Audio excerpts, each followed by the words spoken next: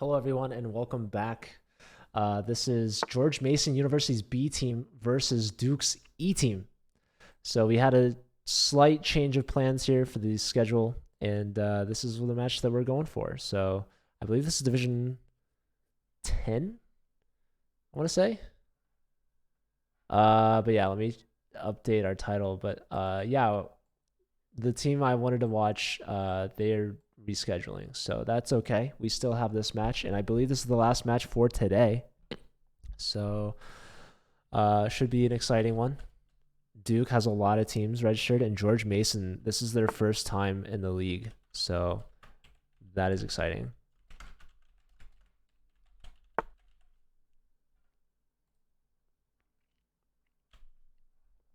All right, so I actually see a result here. Infinite Capture has won. I apologize, I'm a little late on the first round here. But now we're in it. We're in it, and we're tuned in. We're dialed in. I actually don't see one of the games. B Landers from George Mason has won. So these are the two board twos with points. This is Andrew here, low on time. Cole has a ton of time. Cole is the fourth board from Duke. So actually, I don't know the board order. I just put the names in. So they're probably out of order, if I'm being honest with you all. So I lied about the whole board two thing. Maybe I'll figure it out. Maybe. Who knows? Maybe not. Maybe I'll just leave it and just have no idea what's going on. Yeah, I guess I'll try to fix that.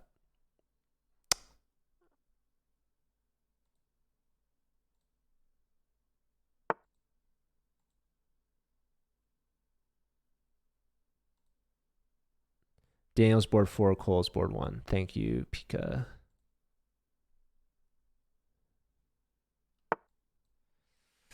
I appreciate that. Is that the only changes I need for Duke? Because I need to make some changes for George Mason, probably.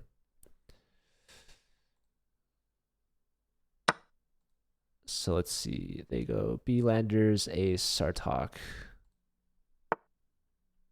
Oh, I was close. I just needed to flip the 2.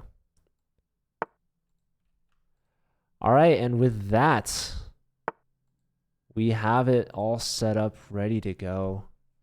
The teams are tied at 1 each. I'm actually following all 4 games. Wait, Ace is playing Genghis Khan. That's round 2. So I missed one of the first round games. Probably B Landers versus Genghis Khan. Actually, let me check with Genghis Khan right now. Genghis Khan lost to B Landers, so that's not that big of a surprise. Sorry to Genghis Khan, the Mongol.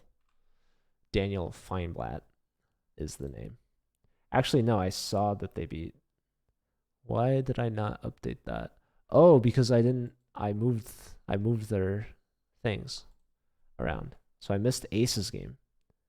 Actually, let me see with Ace. So let's see. Ace lost to Stratego. Wait. I don't have Stratego on here. How did I miss this? I probably have the board wrong still. I do. I need to switch out Stratego. Stratego is board 3. Yeah, I have Zach in there for some reason. Sorry, guys. This is a work in progress. Oh, I don't see. Hold on.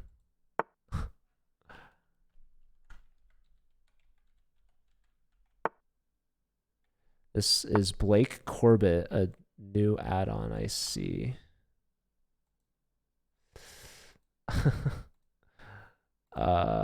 Okay. 1 second.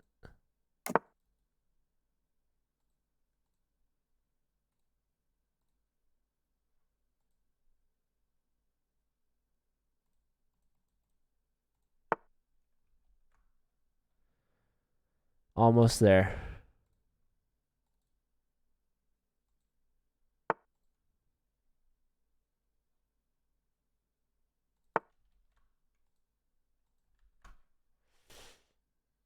And let's like ace lost to Stratego, so Stratego won, which is good for them. That gets a second point for Duke. And yeah, I think we got it all under control now. All right, that should be good. Also, hello to Pika Naruto, the Duke captain. Good to see you here. So actually, we should be watching this game because Andrew has no time. 3 seconds. White should be winning very soon, it seems. King up, rook check, probably. Or actually, you could have played h7 there. But alas. The king's going to make it to g5. We're going to play rook h or a7 check, force the king back. Wait, is this just a draw now? This is just a draw now. I think white was... I don't think... How do you make progress here? The pawn... I don't know. Rook f7, king back, king f6.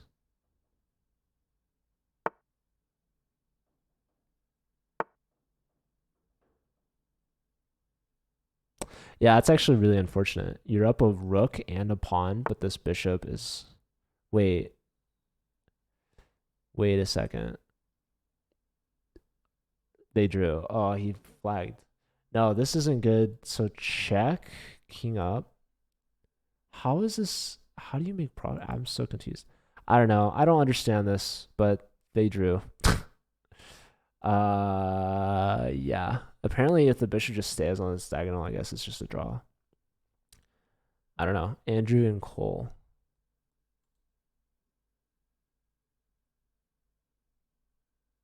That's a big result actually for the fourth board from George Mason. That's the top board from Duke, only getting a draw. So after the first round, Duke is up by 1.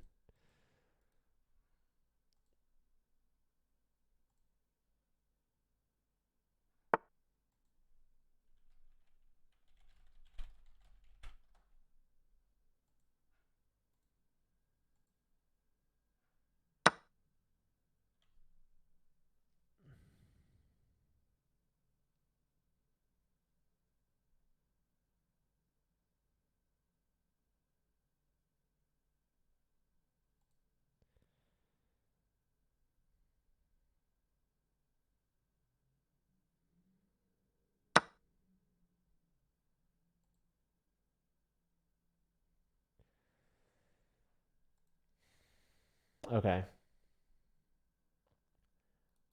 We could pin the knight to the queen. That's a good move. Rook d1. Can we hold on to this? Maybe we could have gone here, but okay, this is hit. Rook e3 just piling up now.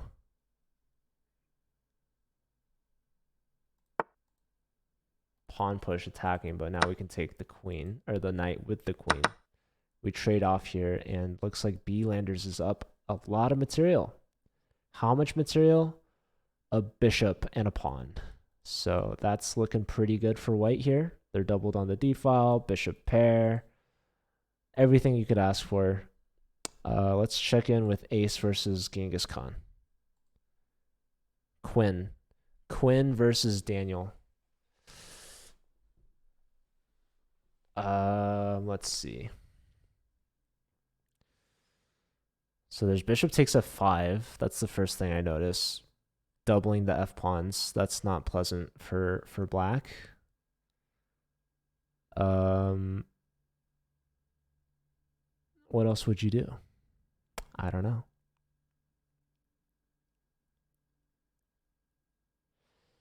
Looks too good. Looks too good. I think bishop to f5 was not a good move for black. I think bishop f5 is a good move for white. Let's see, does white do it? No, they take on g6. They want to take on f7, but I think black can simply take on g6 with the bishop. Now, and if bishop takes on g6, there is h takes g6. So we do open up the h file. There's also maybe like bishop to c7. at some point after all of that, forking the rook and the queen. At that point, there is rook c8 pinning the bishop. If you take the queen, you lose your queen, and then you got to save your bishop. So that's not great. Here again, bishop f5. I think black needed to take with the bishop there. They took with the pawn instead, and now bishop f5 double isolates the f-pawns. So this is a nice advantage for white. I don't like black's king safety. I also think that white should get castled, but they like that rook on the h-file, so it's double-edged. Pros and cons. But probably just developing the knight is really solid. Get the knight into the game. It's the last piece. Knight f3 or knight e2. Both seem well. Let's check back in with B-landers. How is this one shaping up? White was doing a lot better before. Looks like they're still doing a lot better. Knight here, looking for a knight trade and some bishop trades and just trades in general. Trades are good when you're up material. So B-landers holding on to this advantage. Let's check back in with Daniel. Yes, we had a capture here. Rook takes. This pawn taking now. And what I would do, I mean, you either give rook check. Yeah. The king comes here, though. This bishop defends that, which is nice. But, I don't know. I would have considered rook d7. Also rook d2, which you could play now. Like, these checks I don't think are that good, actually. Because the king just comes up here. Being up a bishop is good, though, for sure. Winning this is also really good. So perhaps I was wrong. Quinn beat Daniel. So that's their first point after losing the first round. So that ties things up here. Let's see, we had resignation. Yeah, that's... Oh, black sacrificed. So let's see. Here, takes. That's not good. Yeah, that does not work out at all. So that's unfortunate. Probably need knight g6 here, but then I don't know. Just like rook here. Okay, B-landers won. So they're at 2 for 2. Leading the way for George Mason. Let's see. How is Andrew doing? Andrew, the bottom board for George Mason, 1200. I think George Mason might have the more well-rounded team. Let's see. Duke E. They've got Cole here, their top board, against Sartok.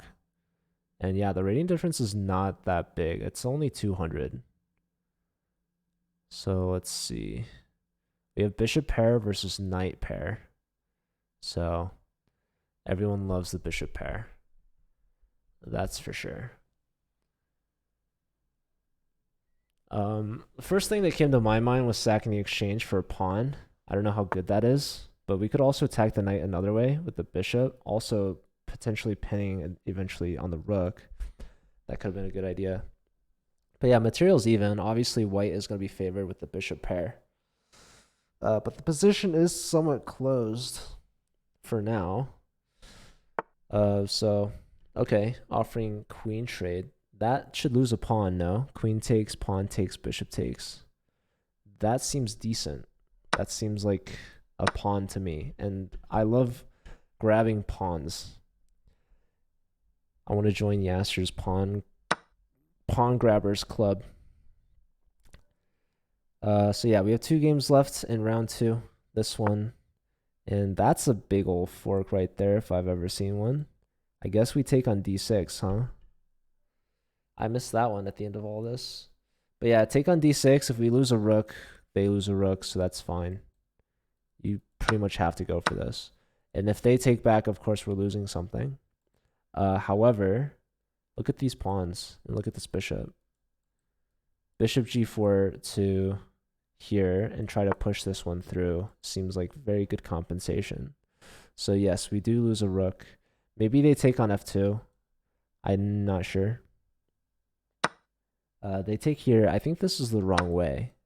This is definitely the wrong way. I would have taken the e1 rook because after taking back, the rook's no longer supporting the c pawn.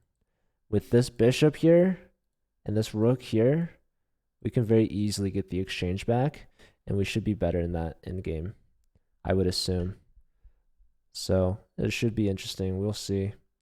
I think c7 and like rook here would be really good. Here we can simply play f3. This defends both. This also creates connect 5, which is one better than connect 4, which is really good already. But yes, 5 is greater than 4.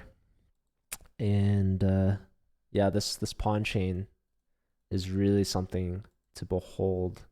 This bishop can slide along any square on the diagonal and be supported by a pawn, except for this one. But yeah, immediately we have the rooks coming in. I would go here and attack this thing. And yeah, they can't really save that. If you go here, you just lose the rook. That's exactly what Cole's going for. So Cole's playing this really well.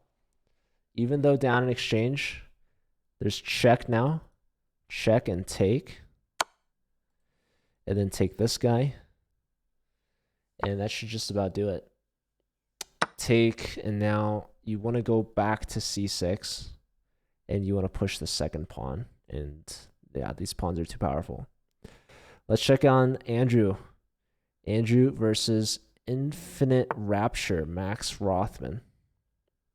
So what's going on here? Looks like the king wants to go to f3. c8 though. In this game. Yeah, I mean, c8. Assuming this was here, like, you could, but I think it's better to get the other pawns involved as well. Now that this is lifted, we should play rook to d8, in my opinion. Rook to d8. You don't want a queen because your bishop's pinned, so you would actually just lose the pawn. You gain that rook, but you lose this one. But yeah, going here, and yeah, that was a desperado. 2 moves ago. I mean, right here, you want c8. I mean, it works, but like, you could take on d6. Like, this pawn's not going to be lost. We're having the best of all the worlds combined. Like, there's no stopping us. Oh, that's not a free pawn. Hello? Man, if Caleb was here, he'd say bishops move backwards, but these players are missing it. Let's see how long that's going to be there. Does the player defend f7? They do, but they could have taken the rook. Let's see, 10 seconds for Max. 4 seconds now. Okay, you could take this. Bishops move forwards too. Too many options sometimes. That is an attack, I will say. Okay, Andrew takes on f2, which is good. Rook takes, and does the bishop take? Yes, the bishop takes forwards. The bishop takes forwards, but they also move backwards. King e3, get out of the pen, defend the bishop. And you want to push this, I guess, or yeah, go after that is smart. There's rook here, there's rook here. These are two ideas to save the pawn. Not defending, so that's not best. Andrew's low on time, but up in exchange, but down a pawn, but down on time. This pawn's gonna be hard to defend. Yeah, now it comes with check. So back to even pawns. Maybe going for another pawn. That's also gonna be hard to save. So now down a pawn and down in exchange. Yeah, the white king is struggling to find moves, which is unfortunate. But Andrew's low on time. Andrew could lose this game. Just saying. Look at white. They're going. They're trying to make a passed pawn. They have a passed pawn. Rook here is a strong move. It threatens rook h2. Rook h2 wins the bishop. Yep, there goes that. Takes with rook. Now there's rook check. You trade off rooks. And yeah, that's that. So, and they've probably gotten enough time to be able to finish this one out. You could sack the rook for this, by the way. Totally fine. But you wait to bring the king as far away from this as possible. And we have resignation. So Andrew with the win. Nicely done by the bottom board of George Mason. Taken down Max, the board 2 from Duke. So that's an upset. Here, how's Cole doing? Oh, we haven't moved forward. Let's see. We got a queen for the rook. So that's pretty darn good. Black trying to create a stalemate. Okay, it was too fast for me, but they did not end in stalemate. So Cole with the point. Top board from Duke. Answering right back. So Duke is down by 1. And yeah, that's the halfway point. So we got round 3 now underway. Andrew versus Stratego, Darth, Blake Corbett filling in here for the Duke team. Andrew Kastner chess. That's this player. They put their first and last name followed by chess. I wonder if Andrew Kastner was taken and they had to add chess to their username. But they're definitely branding their name there, which is good. You know, keeping the consistency. It's all part of your brand, your image. This player, they know their name and what it's worth.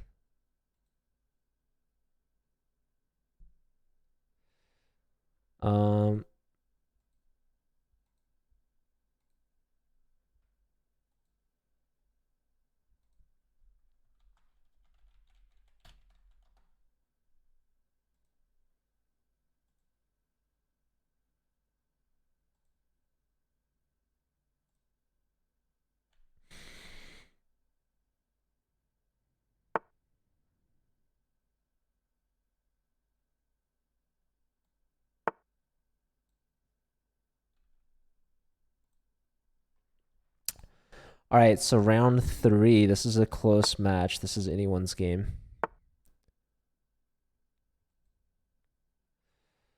Who's going to take this one home? Is it going to be the veteran Duke team that's played before, or is it going to be George Mason's B team? First time in the league.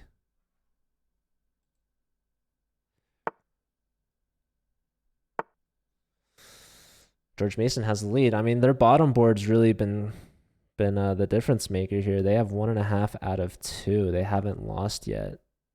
And they played against the top 2 players from Duke. So in the latter half of the match, they're playing the bottom 2 boards from Duke. So yeah, Andrew Kastner, a name to remember in this match. Why didn't they allow tiebreakers in the regular season? That is a fantastic question. And I actually don't have an answer for you. I could probably make up an answer. Like I could give an educated guess. But yeah. I would advocate for tiebreakers in regular season for sure.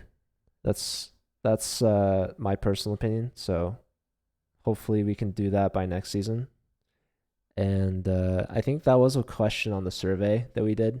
We'll have to do another end of season survey. We plan on doing that every single season. Obviously, we want to get as much feedback as possible.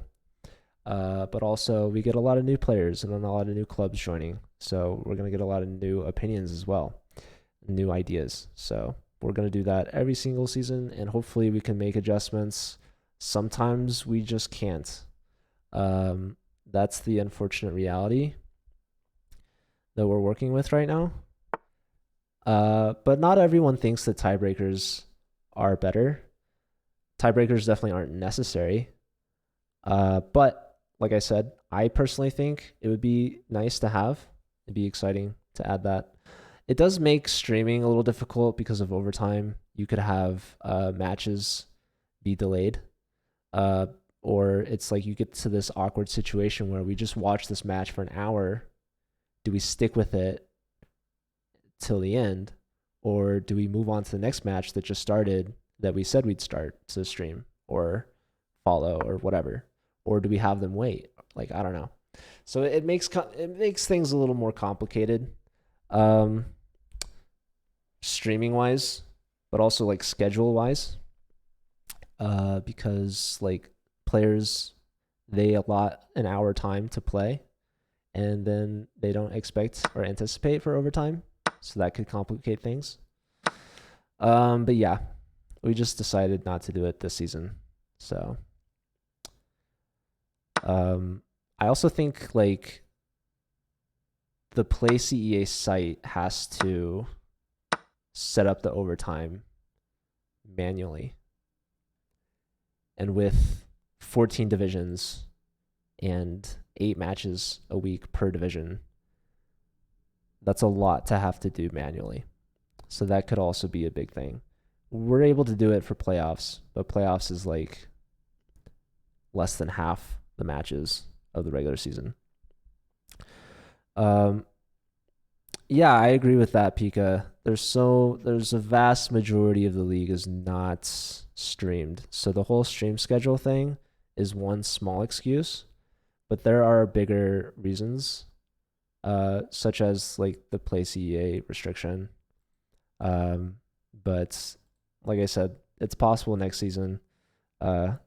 Perhaps if like in our end of season survey we get enough indication that that's what people want, that's something that we can see if we can move toward. I mean, again, like I said, my personal opinion is I want to have it as an option. I think that like teams should be able to agree to move on, either play or don't play. But yeah, not this season. We're not quite there yet, unfortunately. But yeah, we're just trying to make improvements every single season. And that's also not, it's not clear if that's quite an improvement. Like,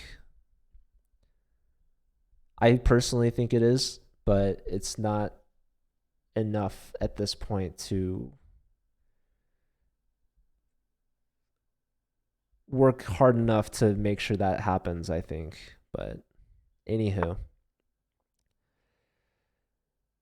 All right, bishop e3, bishop c5, trading, knight takes, and this opens up the d file for the rook to come to d2. This also attacks the bishop.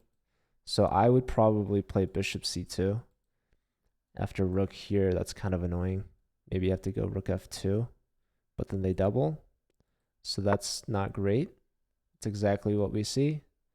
Yeah, and black is up a pawn. They kick the knight out. That's a strong move because the knight has no forward moves. Can't go here because the pawns. Can't go here because the knight. Can't go here because the knight and the bishop. Only defended once, attacked twice.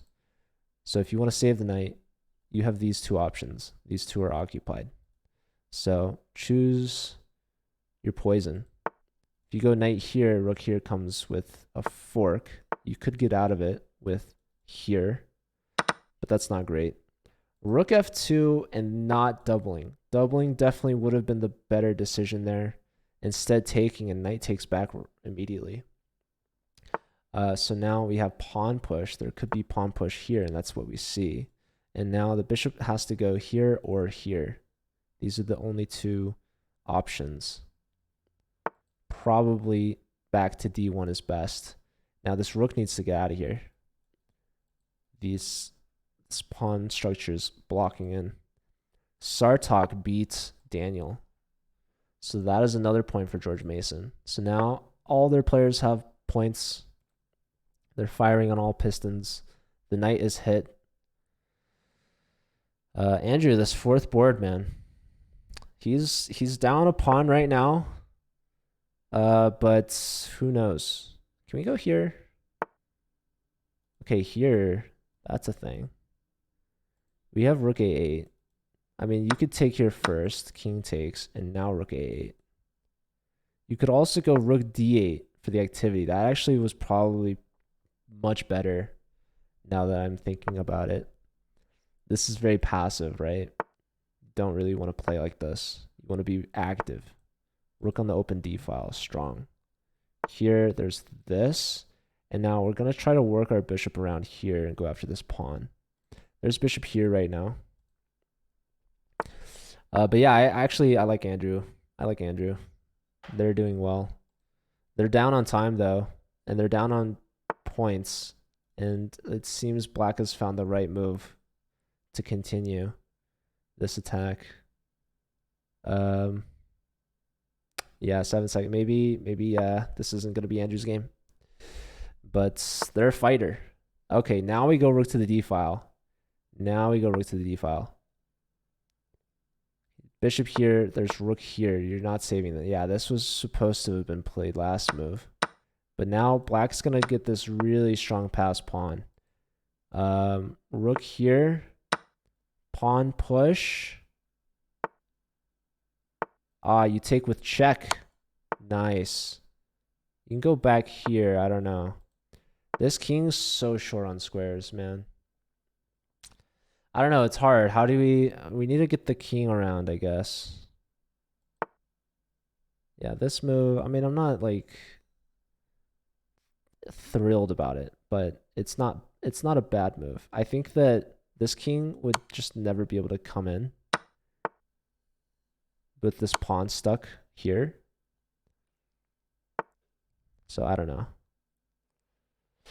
But yeah, the king needs to get involved. This match, I think, is Division 10.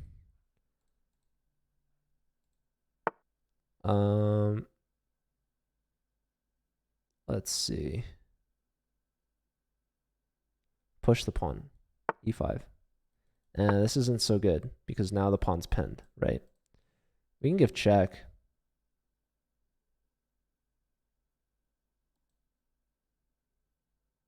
Rook a3 is gnarly.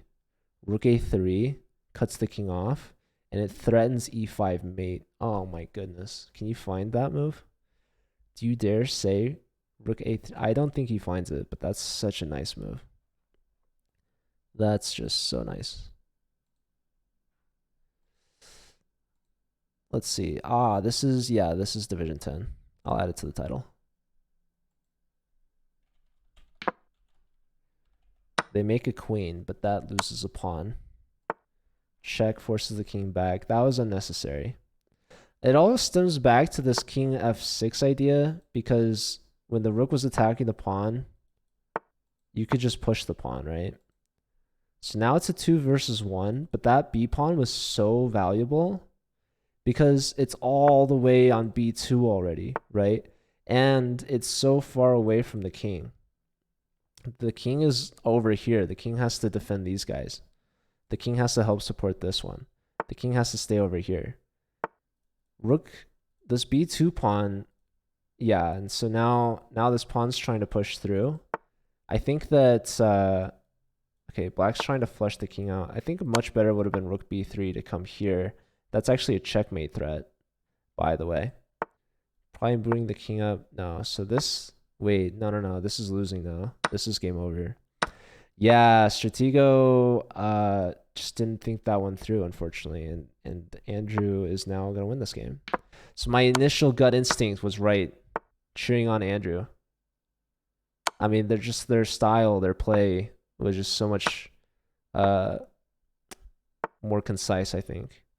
But they did blunder. I mean, they lost b2 or whatever pawn it was that was holding back the pawns. I think it was b2.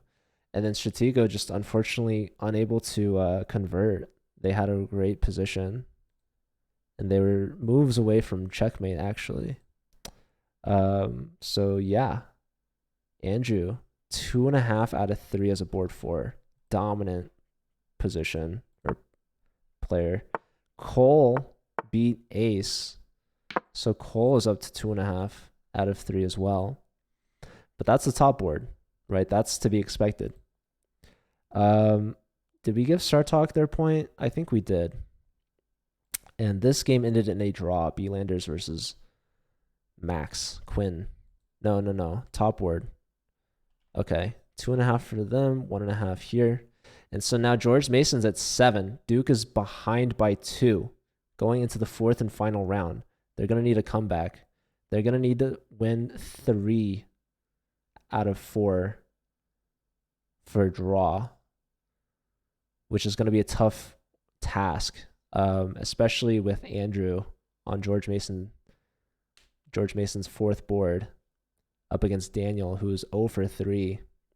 So that's going to be a tough task for Daniel from Duke E.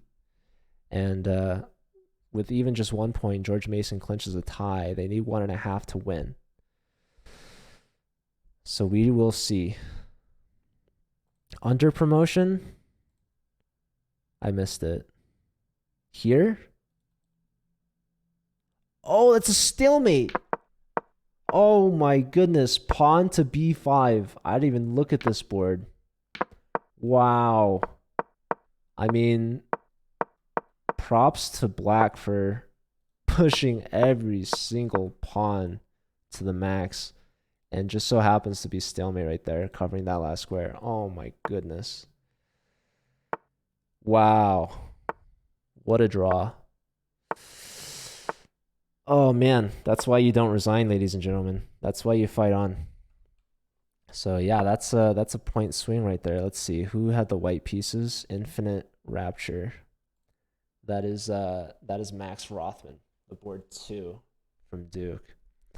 So yeah, a half point away from George Mason and a half point for Duke. That would have put it at 6.5 to 5.5. They'd only be down by 1. That is true, Uncle Butchie. I agree with that.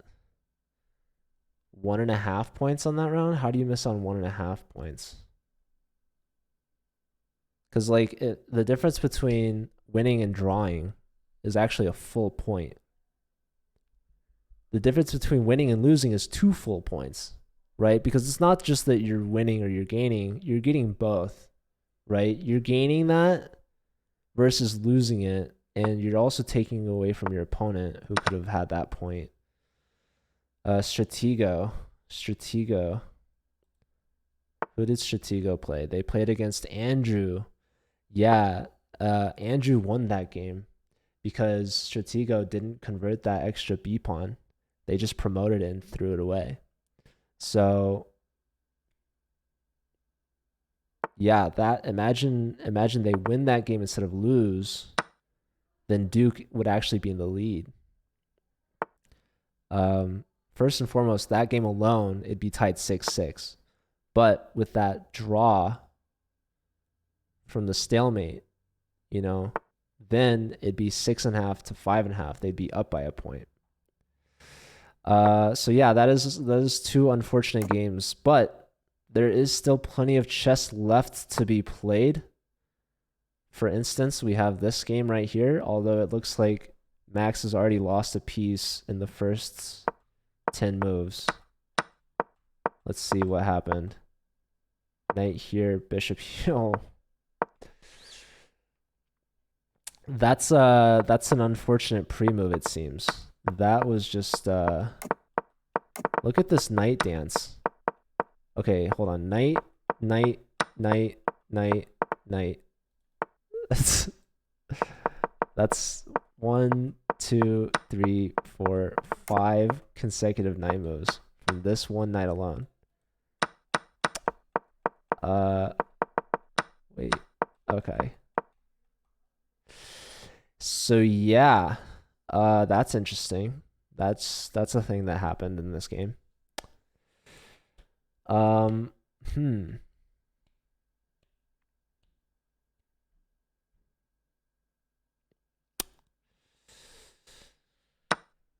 Not Max's best match that we've seen.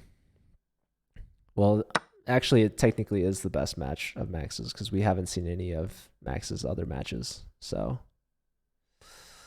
yeah. But yeah, this is not looking good for Duke. I think George Mason's gonna close this one out here. So let's see. Yeah, B-Lander's looking good here too. These are some solid threats that I see. Yeah, how'd you get yourself in this position? Knight here. Well, pawn takes. Probably got to go to d7. You go here and now. The queen comes to f3 with authority. That's rough. So simply castling, which is probably best at that point. And yeah, you're just gonna lose the knight. So that's that. Yeah, it seems like Duke is falling apart here. Let's check in with Andrew versus Daniel. And lo and behold, Andrew's winning. They're up an exchange and a pawn.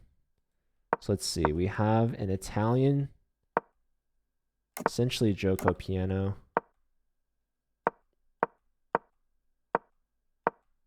Knight here attacks this, right? And that was not defended. So there goes the pawn, and there goes the exchange. So that's unfortunate. At least unfortunate for Duke. Is Duke gonna get swept on this round? Let's see. Stratego has the advantage here. Blake is doing well, so that's good to see. It's not too clear. I mean, the material is even, but White's got the connected pass pawn as well as connect 4, which you love to see. So yeah, I think White's got the advantage because they can kick the king out, and then they can enter with their king. So the king voluntarily steps aside. So probably, okay, rook here also is good. Yeah, bring the king in is also great. King here and rook here, that should be a win. That should be a win. Now with the rook back, if the king steps up, this wins this, and this, and that, and that, and that wins the game. So Blake is the last shining beacon of hope for Duke. But unfortunately, Blake cannot win more than 1 point in this round. Blake is limited to his board and needs the team to rally around him. But it seems that this is game over for the match score, at least. B Landers is crushing on this one. Max has swung this around. Holy smokes. Hold on. So Max blundered a piece very early on. But let's see. After this, the knight moves, and now the threat. I mean, rook b1 needs to be played here. Rook b1 saves the rook and attacks the queen. There's no time to take this. You save the knight, but you lose the rook. So that's a big swing for Max. So there's hope yet. There is hope yet. Black's completely winning this now, actually. So let's see. Can the others follow suit? Can they turn the tide? So Daniel is not doing too hot still against Andrew, though. But maybe Cole can change things. I don't know. It doesn't seem likely. How do the ratings line up with the divisions? So essentially what we do is we take all the teams that register in the league, and then we list them by their average rating. And then we just chop them up into groups of 16. That's how we make the divisions. Seems simple, right? I was thinking that it would be cool if for the match during the week of April 1st, the final match would be worth double points. The 4th round? Why? Seems unnecessary. Blake won their game. So they're bringing it within 1. But yeah, they're going to need some miracles on the rest of these games. This one, not so much. Max can win this. That would tie the match. But then you're left with these last 2 games, which you're down a piece in this one. Not looking good. And you're down a piece in this one as well. Also not looking good. But, let's see here. King comes out of check. This is a threat. That could be something. Also, this knight's kind of hanging. I don't know. There's knight takes and bishop here, maybe. There's chances for mistakes. But not that many. Like king here, there's even like queen takes bishop. Yeah, like white's credit. There's also, I don't think it's smothered mate. But it's close to it. So like, yeah, I feel like bishop e3 is best here, but that's kind of sad.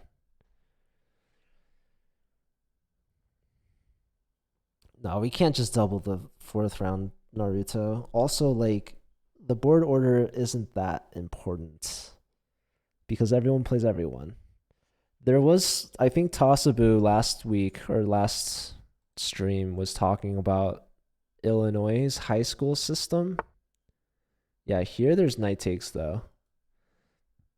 King here, and then there's bishop or queen takes bishop. There's a lot that's wrong with this. I mean, it was bad to go to h1. There was also bad to block, so everything was bad. But now this is forced. And the only thing you can hope for is rook takes, thinking that this isn't defended by the knight or something, but alas, it is. Okay, hold on. Andrew could flag. That's been a common mistake. Okay, so there's this. So that's good. Hold up. There is hope yet. There is hope yet. Move our bishop back here or something. Or like, yeah, like everything's defended. Oh, ooh, that's not gonna work. That's not it.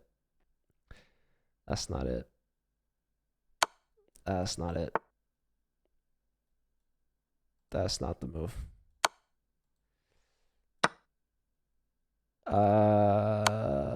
Yeah. Andrew could disconnect.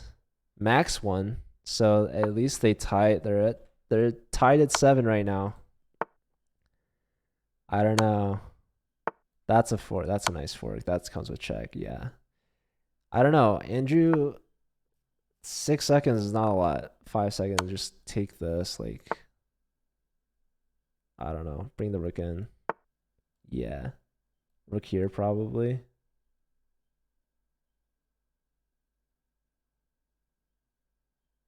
A rookie 1 knight f1. It's annoying.